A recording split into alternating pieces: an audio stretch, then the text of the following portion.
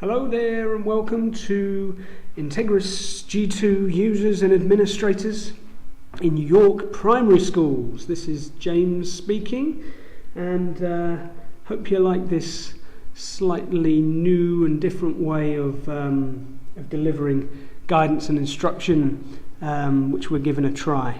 As ever, we'd welcome your feedback.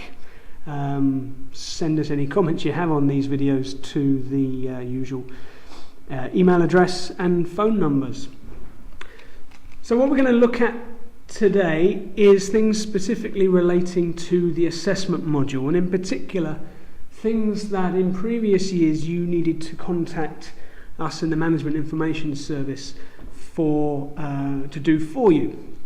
These are things that G2 administrators in school can and really should be able to do for themselves. And the good news is none of it is very difficult, but we felt that video might be the best way of conveying the message, so you can see exactly what we're doing and you can replicate it on your screens. Specifically, the things we're going to be looking at in these videos are how to make sure that teachers have access to the markbooks that they need, and to make sure that users have the pupils listed that they need to see in their markbooks. So we're going to start right from the beginning, and I'm going to log in to Integris to our support schema.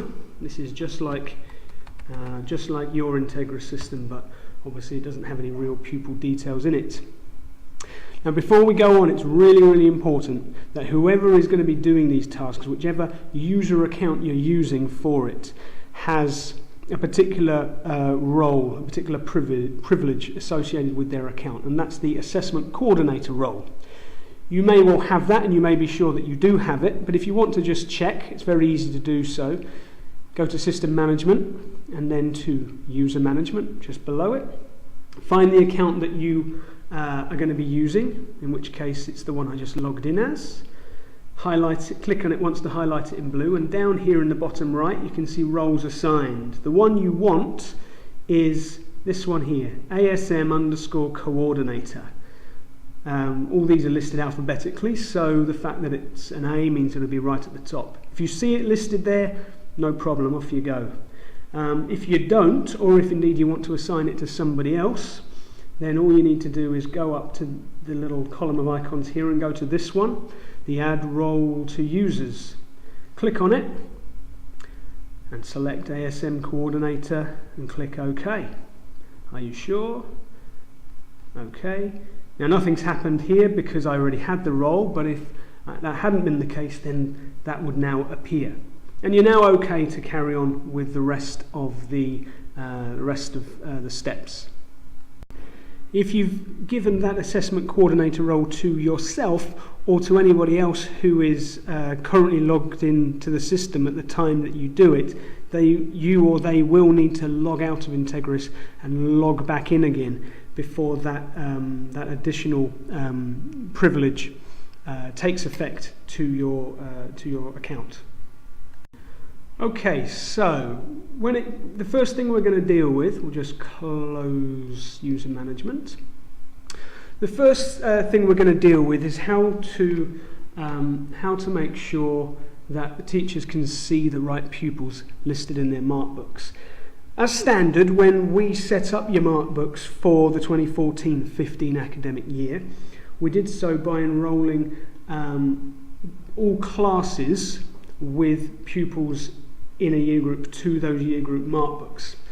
That means that, for example, and the most common instance where this could be an issue is if you have split year group classes. So in those instances, as I'll show you now, you would have pupils in the wrong year group being shown in the markbook. And you don't want that. And it's very important that you don't enter, for example, data for, say, year 3 pupils into a year 4 markbook. That will just make everything go wrong. Let's go into the assessment module and into markbook, and I'll give you an example of what I'm talking about. Now, this solution I'm going to talk you through is probably the simplest and most elegant solution, the one that will have the fewest ongoing issues and the smallest amount of ongoing work for you, the Integris administrators in the office, to do. But it does require just a little bit, and I do say only a little bit, of work on behalf of the teachers. Expand my markbooks, and what we have here is the full set of Year 3 and Year 4 markbooks, all assigned to my class, Class JW. And Class JW is a split Year 3 and 4 class. So if I were to open, say, any of these, but let's say this Year 3 Maths markbook, go over here and open it up, then what we'll see is all of the children listed. Now, you don't know which year groups these children are in, but when you open your markbook, the teachers open them, they will see some of these children don't belong. The way to get around that, and it's a very simple solution, is to add a column in that will show you which year group the children are in. And you do that by going up to here, this drop-down menu which is called Show. Click on it, and you get a whole list of stuff. You have to be a little bit careful because it can disappear easily. But just click on it and go down into the menu and go down here to where it says Current Year. If you click on any of these, it will add in a column after the children's names. If you click on it, it adds in the year group column. And you can see that some of these children are Year 3 and some of them are Year 4. Because this is a Year 3 markbook, it's vitally important that we don't accidentally put any data into this markbook for these Year 4 children.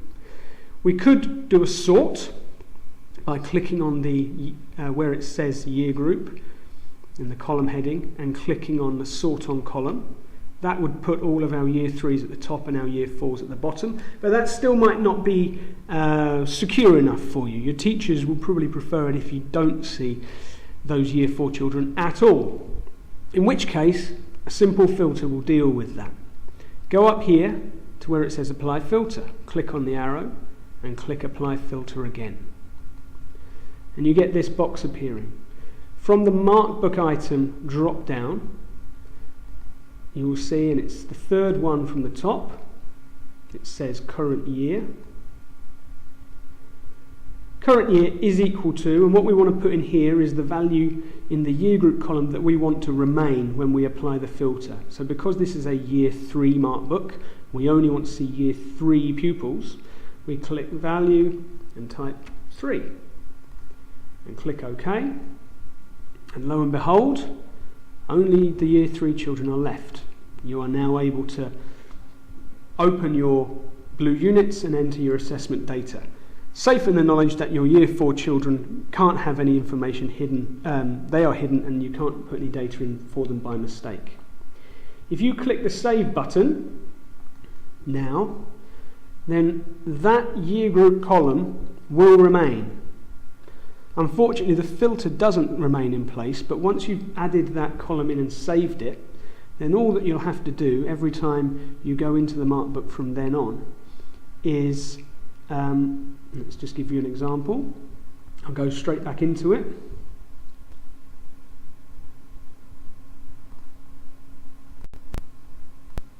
You go straight back into it and you can see you've got your year groups here.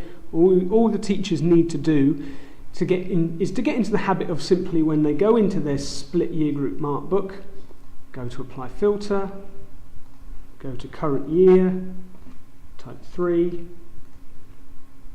and then they can continue working. So in a few clicks they can work around it. And that's the only thing that split year group teachers will have to do in order to work with those children being listed. And you can apply that principle to anything. So for example, I'm going to just dip into another user's markbook here. Open any old markbook assigned to a year group, so Year 3 reading, let's say. It doesn't matter that I'm not assigned to this because for the purposes of what I'm talking about, this will be the same as if you do own the markbook. So this is the whole year group, and a senior leader might want to just see a particular class here. So you go to the show, add current class instead of current year, current class, and then you do the same thing again. Click apply filter. When you're putting in the criteria to filter on, it is important. Here, let's just go to markbook item and select this time current class. It is important that you type in exactly what you need in here. You have to get the spaces right and everything. So I'm going to type in class space JW, and then I can just see that class that I'm particularly interested in. If you want to get rid of any filters, then all you do is, you can see the little tick there indicates a filter is in place. But if you want to get rid of it, just go back to apply filter and click clear filter. As I already said, these filters won't remain for when you come out and then go back in, but if you can just get in the habit of playing with those filters, then there's a lot of things that you can do. You can show, for example, gender, and then you might want to just see the boys. Go to apply filter, markbook item, this time select gender and select value M, because that's what's listed here. Click OK, and you're only looking at the boys in year 3.